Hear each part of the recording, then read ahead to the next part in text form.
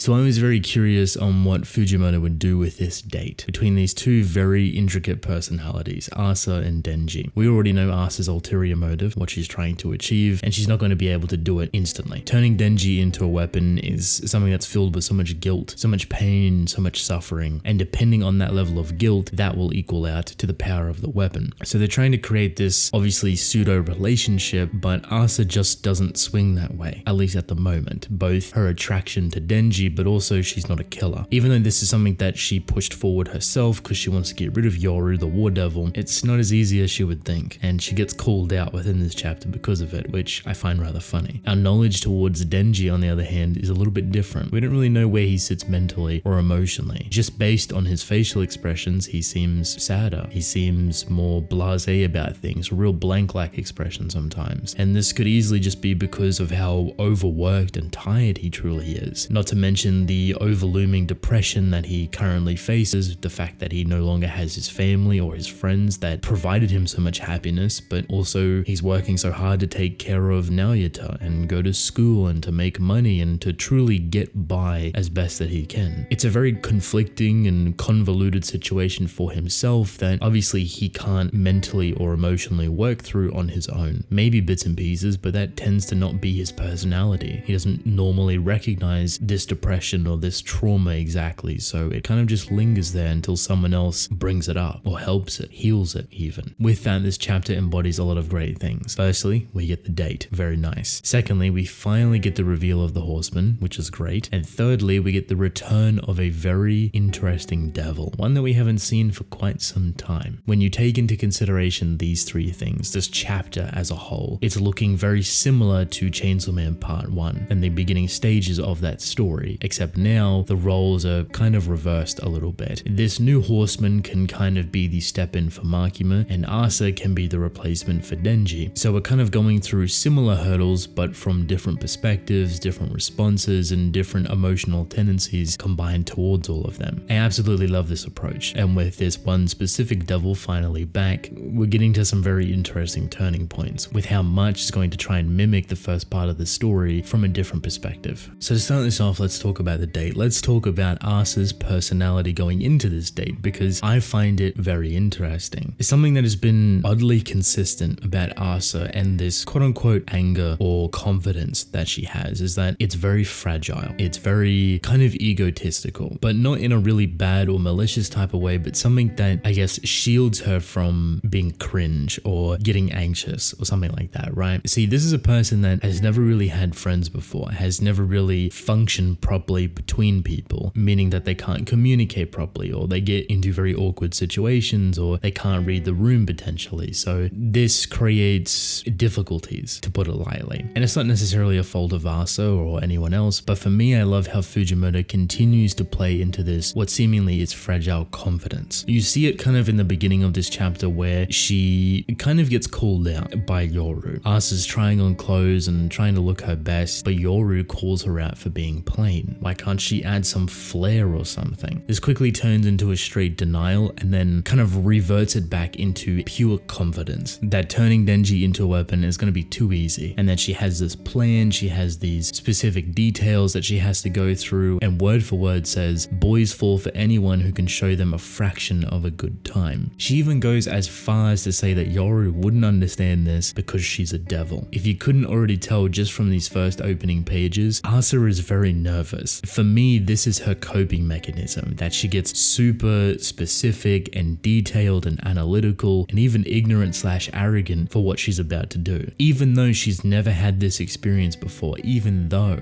she has never gone on a date or barely has any friends, she's read so much and learnt so much that she believes she can do so much. Hence that fragile confidence, because right before you even get to the date, she starts hyping herself up, calling herself pretty darn cute, and he'll be head over heels once we hang out for a bit. This is not the case whatsoever, and very quickly does this analytical/artificial approach to dating someone completely crumble in front of her eyes. Instead of caring about Denji's intentions or what he wants, she thinks that what she's providing for this date is the absolute best of the best. And if the other person doesn't enjoy it, it's entirely their fault, because she's providing all of these good things, all of these facts and details about the things that they're looking at. So of of course, she goes on this massive tangent of explaining all of this sea life to Denji. Now just think about that for a moment. This is in great detail, almost like she's reading it out of a textbook. Denji does not care. And it's funny when you think about this because you see his face, you see what he cares about, you know how he reacts to information like this. I don't think a single word has gone through that boy's head, and I can't blame him. It is so incredibly detailed, so incredibly tunnel visioned into just dumping all of this information onto Denji. And he's like, look, I just want to see the penguins. That's it. He doesn't even explain why he wants to see the penguins. He just wants to see them. And to be honest, fair enough. Who doesn't want to see the penguins? They're cute, they're adorable, they're silly, they fall over a lot of the times. That's all he wants to see. I think the next moment is the best example of knowing that Asa is not only scared of going on a date, but has never been on one either, is that she has set out a time plan that they were going to look at these jellyfish, etc. for another 10 minutes, and that Denji couldn't see the penguins because of that. And she has this whole date planned from the time they left to the time they finish, and how long they have to look at said specific creatures. This is completely, entirely artificial, and you can't necessarily blame Asa for it because she's never been on a date before. So this is her way of trying her best to, I guess, really hit a home run, but not even rocking up at the stadium to do it. She's missed the mark entirely, and she's picked probably the worst person to try this type of tactic on. And when I say tactic, I don't mean it in a malicious way, but more so to help her mentally and emotionally kind of bypass that nervous nature that she probably has, that anxiety that we have actually seen from her. So this exact same conversation moves over to the starfish now. He doesn't care. He just wants to see the penguins. And this is when Asa starts to get a little bit more aggressive with the idea. Quotations around aggressive, it's more demanding, I would say. Denji says, let's just ignore the plan. Let's just go see the penguins. And something deep down in my head, I think, wow, that's such a simple but beautiful thing to really break the system, break the artificial nature of this date. And if Asa said yes, she might have had a lot of fun, genuine fun, and actually get a response that she was looking for. Mind you, because she's so articulate about this situation, the timing, the sequence of events, she believes that any moment now, Denji should be falling for her. Not the case whatsoever. Before we transition into some pretty big things, there's this very interesting kind of conflict between Asa and Denji. So Asa says, and I quote, "We'll have fun as long as we stick to my plan. You don't need to think about a thing." Denji's reaction to this is exactly what you think it would be, considering this is kind of almost identical to how Makima treated him and how she forced so many thoughts and ideas onto Denji on how he should and shouldn't act, how he should and shouldn't think about things. His response to this is a little bit shaky, but still has a bit of confidence, I believe, in saying that he decided to think about stuff in his own way and just walks off. He's never seen penguins before, so he's gonna go see some damn penguins. Bravo. This is where Asa gets super defensive about the whole thing. She's not happy, and she even starts blaming him for walking off, which is a pretty hard sell in my opinion. He hasn't done anything wrong, and she's just kind of ignorant to the fact that she's trying to manipulate the entire situation, especially how he should feel, down to the time it takes. Yoru kind of brings her back to reality just a little bit by calling her a total bore. I can't help but feel a little bit bad with the total bore panel because it is very pretty. She looks genuinely upset because she has put in work and effort for this stuff to happen, but I guess she's just so blind to the natural unfolding of a relationship that's blooming. She feels like she has to fill all of the blank, awkward space within here with information and dialogue and knowledge and entertainment to some degree. So she goes on how she studied about all of these things and that Yoru doesn't understand it because she's a devil, which sounds pretty harsh. I don't know if Yoru takes this personally or if Yoru even cares, but deep down I would like to believe that Yoru does take it personally, because I think about how she chose her name at the beginning and potentially what that name actually means to her, how long she's might have had it, how many cycles has she been up into earth and back to hell, etc, etc. So having an identity is very important to her, at least that's what I believe, and being called only a devil is a pretty harsh reality. Even though it is partially true, she's most likely been human for hundreds if not thousands of years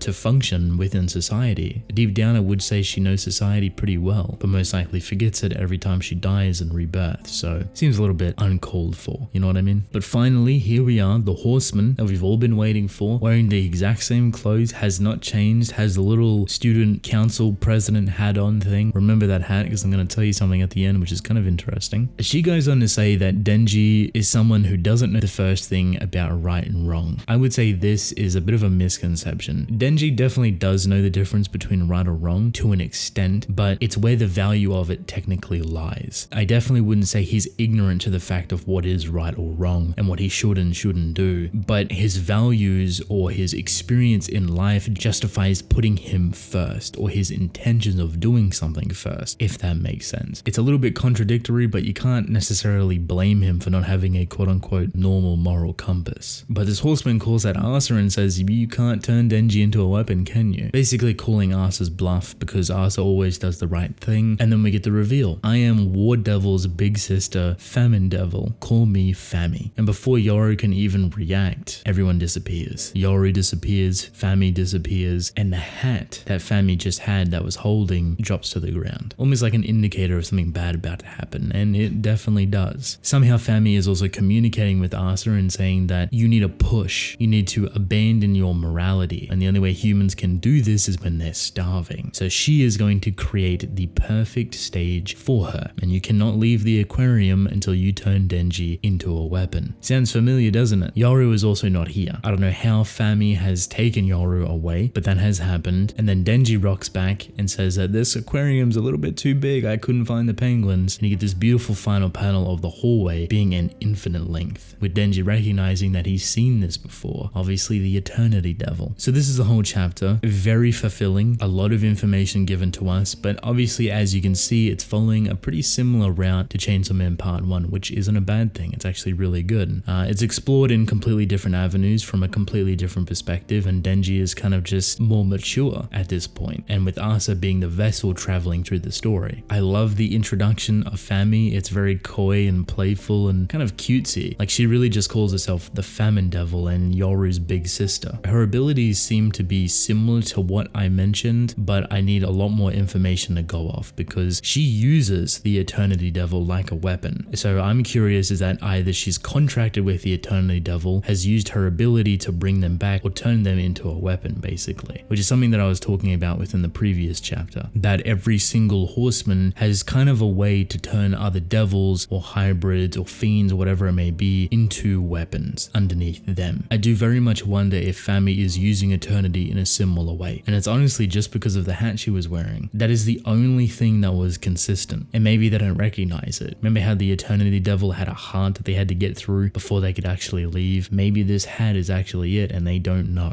because you actually see it looped right down at the end of the corridor as well. If it did work like this, I think it would also connect nicely to Fake Saw Man, with potentially Fami taking off one of her earrings, which looks like Denji's ripcord, and giving it to Haruka, who is the fake Chainsaw Man, and putting it in his chest, basically turning him into a hybrid. I'm continuing to love the idea of Fami rebalancing people and utilizing devils and hybrids and fiends as basically Pokemon. It's very similar to the other devils, but just within her own way, that she can give them out to other people and utilize them as tools as much as she wants. But as you know, a dire, dangerous situation for these two can actually bring them closer a lot more. And I wouldn't be surprised if this is the start of Denji just not necessarily protecting Asa on purpose, but trying to get both of them out, and her recognizing the efforts that he's going through. She's going to be scared, she's going to be nervous, but she might also fight as well. It kind of depends on what this Eternity Devil actually throws at them. And considering it's controlled by Fami, it might be a little bit more wild this time. Hell, at this point, I wouldn't be surprised if Denji is perfectly okay with being used as a weapon. Hence this panel right here, kind of the teaser for Chainsaw Man Part 2. What a way that this could technically bypass Yoru's ability if it was driven more so by love or desperation. Chainsaw Man is accepting of being a weapon that is utilized only by Asa, but not Yoru. I think that'd be kind of funny. Who knows? There's a lot of ideas that we could go with, but I am very excited, not for next week, but the week after, because unfortunately we're on another break. That's okay though. These chapters have been amazing. I'm super excited, and I would love to hear all of your thoughts right now. Let me know this instant. Thank you.